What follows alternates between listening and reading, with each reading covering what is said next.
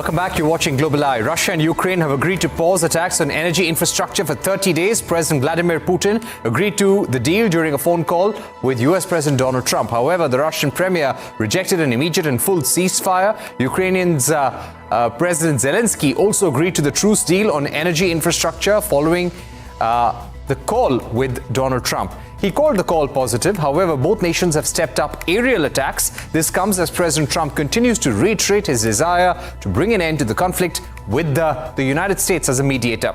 Russia and the US are set to meet in Saudi Arabia next week to discuss a possible ceasefire settlement.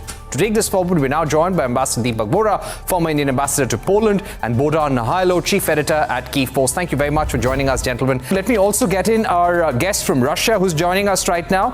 Sergei, what is your view on the current situation? Strong words there from Bohdan Mihailo on the situation, saying that Russia has been bombing targets, attacking targets in Ukraine.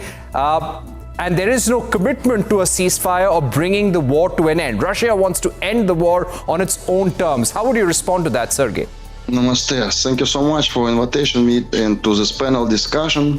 First of all, I want to tell that the war is always a challenge for all humanity. We can see that after the special military operation, our nation, Russian nation, become more dedicated to our historical mission. Because what is the main quality of the nation? It's not only land, history, language. The most powerful quality of the nation is unity. Unity. And right now we have unity. We have some spiritual mood to be together to complete our mission, which is a justice, which is we can tell that like our historical mission to unite all nations to serve to God. That's why I can see opposite. Right now is Ukraine bombed our military aerodrome, as you know, this night. And to Mr. Zelensky, who is not president anymore, he was not re-elected, he lost all his legacy, is only one chance to be survived, is to continue war and make this conflict more deep. That's why after Donald Trump conversation, after his meeting with Donald Trump in the White House, he immediately jumped to European politicians and asked them, give us weapons, please give us support. That's why I can see this situation completely different way.